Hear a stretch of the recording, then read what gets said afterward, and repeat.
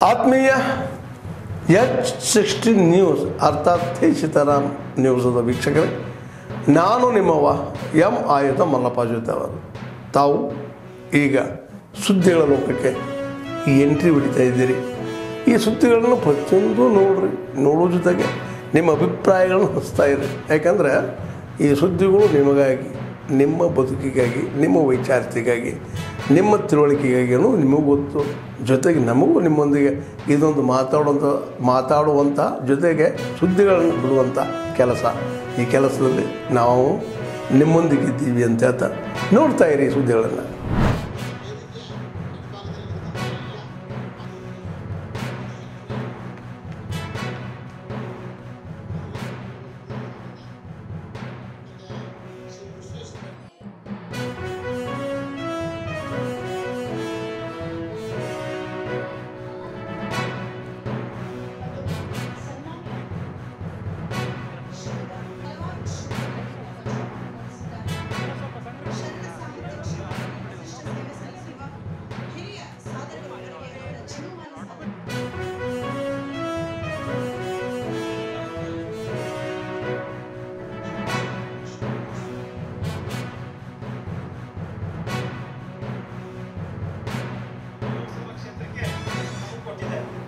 ನಾಳೆ ಅದನ್ನ ರಾಷ್ಟ್ರದ ಘನತೆವೆತ್ತ ರಾಷ್ಟ್ರಪತಿಗಳು ಪ್ರಶಸ್ತಿ ಪ್ರದಾನವನ್ನು ಮಾಡ್ತಾ ಇದ್ದಾರೆ. ನಾನು ನನ್ನ ಇಲಾಖೆ ಆಗಿರೋದ್ರಿಂದ ನಾನು ಅದರೊಳಗೆ ಇರಲೇಬೇಕಾದ ಅವಶ್ಯಕತೆ ಇರೋದ್ರಿಂದ ಸಾಯಂಕಾಲ ಸಭೆ ಕರೆದಿದ್ದೀವಿ. ಇದು ದೊಡ್ಡ ಕಾರ್ಯಕ್ರಮ. ಇಡೀ ದೇಶದ ಎಲ್ಲರೂ ಕೂಡ ಒಂದೊಂದು ರಾಜ್ಯದಿಂದ ತುಂಬಾ ಜನ ಬರ್ತಾ ಇದ್ದಾರೆ. ಜೊತೆಗೆ ನಾವು ಸ್ವಚ್ಛ ಭಾರತ ಅಭಿಯಾನ 3 ಕೋಟಿ ಜನ ಶುದ್ಧ ಕುಡಿಯುವ ನೀರನ್ನು ಕುಡಿತಕ್ಕಂಥ 3 ಕೋಟಿ ಕುಟುಂಬಗಳಿತ್ತು. ರಾಷ್ಟ್ರದ ಪ್ರಧಾನಮಂತ್ರಿಗಳು ಅದಾದ್ಮೇಲೆ ಜಲಶಕ್ತಿಯನ್ನ ಮಾಡಿ 5 ಲಕ್ಷ ಕೋಟಿಯನ್ನು ಕೊಟ್ಟ ಮೇಲೆ ಇಡೀ ಭಾರತ ದೇಶದಲ್ಲಿ 15.5 ಕೋಟಿ ಮನೆಗಳಿಗೆ ನಾವಿವತ್ತು ಶುದ್ಧ ಕುಡಿಯುವ ನೀರನ್ನು ಕೊಟ್ಟಿದ್ದೇವೆ. ಕರ್ನಾಟಕ 20ನೇ ಸ್ಥಾನದಲ್ಲಿದೆ.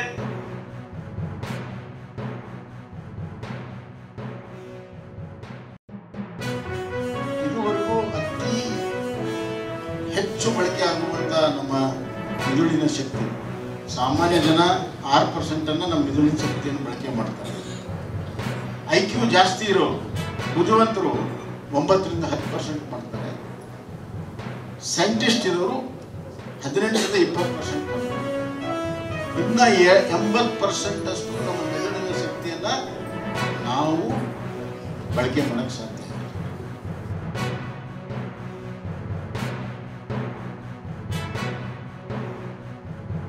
12ನೇ ಶತಮಾನದಲ್ಲಿ ಅನುಭವ ಮಂಟಪ ಅಂತ ಒಂದು ಸಾಮಾಜಿಕ ಕ್ರಾಂತಿ ನಾನು ಭಾಳ ಸಲ ಹೇಳ್ತಿರ್ತೀನಿ. ಇವತ್ತಿಗೂ ಕೂಡ ನಾವು ಮರ್ಯಾದೆ ಹತ್ಯೆಯನ್ನು ನೋಡ್ತೀವಿ. ಅಂತರ್ಜಾತೀಯ ವಿವಾಹನ ಇವತ್ತಿಗೂ ಮರ್ಯಾದೆ ಹತ್ಯೆ ನೋಡ್ತೀವಿ. 12ನೇ ಶತಮಾನದಲ್ಲಿ ಒಂದು ದಿವಸ ಅಂತರ್ಜಾತೀಯ ವಿವಾಹ ಕಲ್ಪನೆ, ವಿಧವೆಯರಿಗೆ ಒಂದು ದಿವಸ ಗಾಳನ್ನು ಕೊಡಬೇಕು, ಮರುಮದುವೆ ಆಗಬೇಕು, ಮಹಿಳೆಯರಿಗೆ ಸಮಾನತೆ.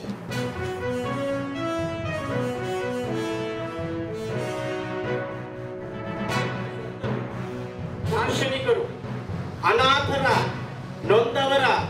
ನೊಂದ ರೋಗಿಗಳಲ್ಲಿ ಭಗವಂತನನ್ನ ಕಂಡಂತವರು ರಮಣಶ್ರೀ ಮಹರ್ಷಿಗಳು.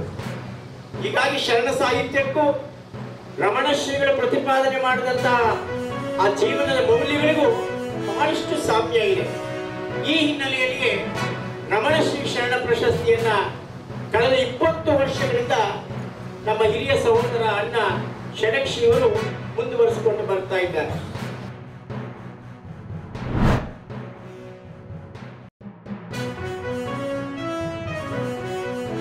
ಈ ರಾಜ್ಯಕ್ಕೆ 10 ಲಕ್ಷ 1 ಮಿಲಿಯನ್ ಮೆಟ್ರಿಕ್ ಟನ್ ಈ ರಾಜ್ಯಕ್ಕೆ ಕೊಟ್ಟಿರ್ತಕ್ಕಂಥದ್ದು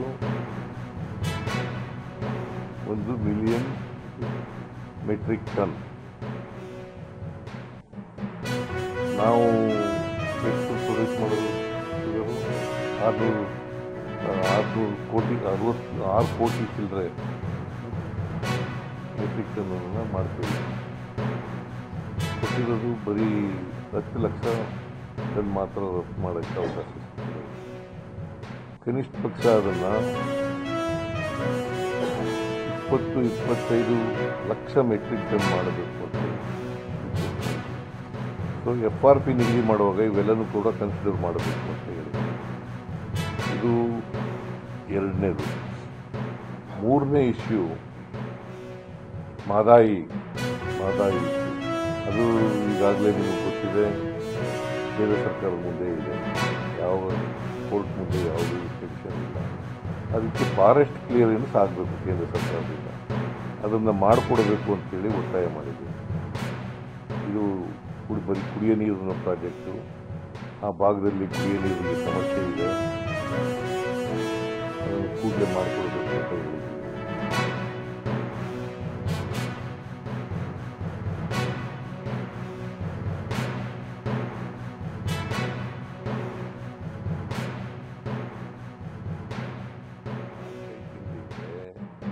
ಹೈಕಮಾಂಡ್ನವ್ರಿಗೆ ರೀಸಫಲ್ ಮಾಡಿ ಅಂತ ಹೇಳಿದ್ರು. ನಾನು ಹೇಳಿದೆ, ಈಗ ರೀಸಫಲ್ ಮಾಡೋದು ಸೂಕ್ತ ಅಲ್ಲ, 2.5 ವರ್ಷ ತುಂಬಿದ ಮೇಲೆ ಮಾಡೋಣ ಅಂತ ಹೇಳಿದ್ದೆ. ಈಗ 20ನೇ ತಾರೀಕಿಗೆ 2.5 ವರ್ಷ ತುಂಬುತ್ತೆ. ನವೆಂಬರ್ 20ಕ್ಕೆ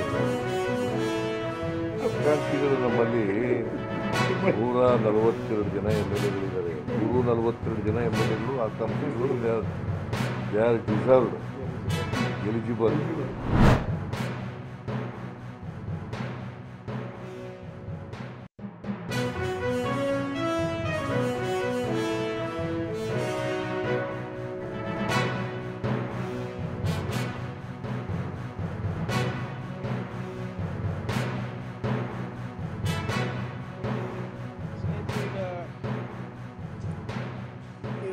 ವಿಡಿಯೋ ನೋಡ್ದಂಗೆ I think everybody has guessed that Karnataka is launching its own affordable artificial intelligence personal computer. This is the first time anywhere in the world that a state has taken this kind of a bold and disruptive step. ನೀವು video ನೋಡಿದ್ರೆ ನಿಮಗೆಲ್ಲ ಗೊತ್ತಾಯಿತು, ಯಾವ technology use ಮಾಡ್ತಾ ಇದ್ದೀವಿ, ಹೇಗೆ ಮಾಡ್ತಾ ಇದ್ದೀವಿ, ಏನು ಮಾಡಿ. ಎರಡು ಮಾತ್ರ ನಿಮ್ಗೆ ಗೊತ್ತಿಲ್ಲ. ಒಂದು, ಅದು ಹೇಗೆ ಕಾಣುತ್ತೆ. ಎರಡನೇದು, ಅದರ ಬೆಲೆ ಎಷ್ಟು ಅಂತ. ಎಲ್ಲ ಇವತ್ತೇ ಹೇಳಿದ್ರೆ ನಾಳೆ ನೀವು ಇನಾಗ್ರೇಷನಿಗೆ ಬರಲ್ಲ ಅಂದ್ಬಿಟ್ಟು ಅದಕ್ಕೆ ಮುಚ್ಚಿಟ್ಟಿದ್ದೀವಿ. ನಾಳೆ ಮಾನ್ಯ ಮುಖ್ಯಮಂತ್ರಿಗಳು, ಉಪಮುಖ್ಯಮಂತ್ರಿಗಳು ಮತ್ತು ಎಲ್ಲ ಡಿಗ್ನಿಟ್ರೀಸ್ ಯಾರಿದ್ದಾರೆ ನಮ್ಮ ಬ್ಯಾಂಗ್ಳೂರ್ ಟೆಕ್ ಸಮಿಟ್ನಲ್ಲಿ ಅದನ್ನು ಲಾಂಚ್ ಮಾಡ್ತಾರೆ. ಇದು ಯಾಕೆ ಸರ್ಕಾರ ಮಾಡ್ತಾ ಇದೆ ಅಂದರೆ,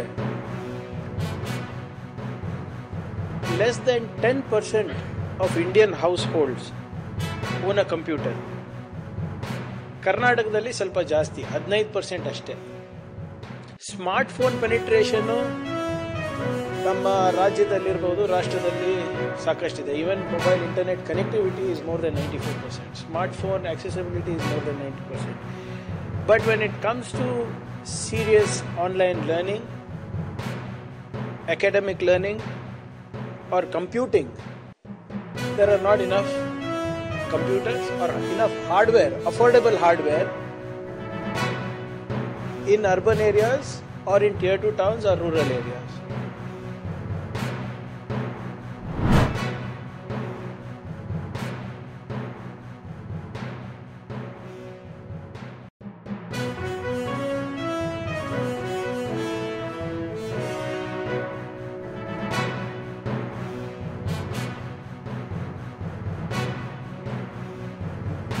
स्टेट स्पॉन्सर्ड टेररिज्म या राज्य प्रायोजित आतंकवाद को बढ़ावा देते हैं, तो ये हमारे लिए, भारत के लिए बहुत चिंता का विषय बन जाता है.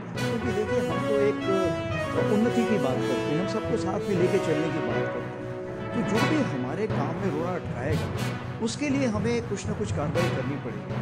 अब जहाँ तक न्यू नॉर्मल का सवाल है, आप देखिए, हमने तो यही बोला है कि पानी और खून एक साथ नहीं बह सकते. Blood and water can't flow together. Talks and terror can't be together. यानी बातचीत, संवाद और आतंकवाद एक साथ नहीं चल सकते. तो हम तो सिर्फ यही बोल रहे हैं कि आप शांति की प्रक्रिया अपनाइए, हम भी उसका साथ देंगे.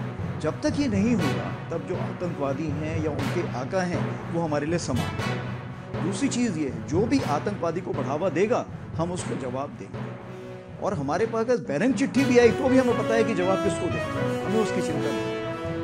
तीसरी बात है कि जहाँ तक आप ब्लैकमेल करना चाहते हैं हमें किसी चीज़ के लिए, मेरे ख्याल से भारत अभी इतना संपन्न है कि हम किसी ब्लैकमेल से 1.0 तो देखिए, मैं तो ये कहना चाहूँगा कि मूवी शुरू भी नहीं हुई थी, सिर्फ एक ट्रेलर दिखाया गया था और ट्रेलर के बाद 88 घंटे में वो ट्रेलर खत्म हो गया। तो आगे आने वाले हालात कैसे होंगे ये इसके बारे में हम पूरी तैयारी करके बैठे हुए हैं, और अगर कोई ऐसा हमें मौका देता है पाकिस्तान तो हम उसको भरपूर एक शिक्षा प्रदान करना चाहेंगे उसको कि कैसे एक जिम्मेवार नेशन को अपने पड़ोसियों से बिहेव करना चाहिए। ಆದ್ಮೇಲೆ ಎಲ್ಲ ಸುದ್ದಿಗಳನ್ನು ನೋಡಿದ್ರಲ್ಲ, ಏನು ಅನಿಸ್ತು ನಿಮಗೆ? ಇದರಲ್ಲೇ ನಿಮ್ಗೆ ಲೈಕ್ ಆಗಿರ್ಬೋದು, ಡಿಸ್ಲೈಕು ಆಗಿರ್ಬೋದು, ಕಾಮೆಂಟ್ ಬೇಡಪ್ಪ ಅಂತೂ ಅನಿಸಿರ್ಬೋದು, ಕಾಮೆಂಟ್ ಮಾಡಬೇಕಪ್ಪ ಅನಿಸಿರ್ಬೋದು, ಶೇರ್ ಮಾಡಬಾರ್ದಪ್ಪ ಅನಿಸಿರ್ಬೋದು, ಮಾಡಬೇಕು ಅನಿಸಿರ್ಬೋದು. ಏನಾದರೂ ಆಗಲಿ ಶೇರ್ ಮಾಡ್ತಾಯಿರಿ, ಈ ನ್ಯೂಸ್ಗಳನ್ನ ಹಂಚ್ತಾ ಇರಿ, ಜೊತೆಗೆ ಇದಕ್ಕೆ ಸಬ್ಸ್ಕ್ರೈಬ್ ಆಗ್ತಾಯಿರಿ ಅಂತ ಹೇಳ್ತಾ H16 ನ್ಯೂಸ್ ಅರ್ಥಾತ್ ಹೇ ಸೀತಾರಾಮ್, ಇದು ಸತ್ಯದ ಕೈಗೆ ನಡಿ. ವಂದನೆಗಳು.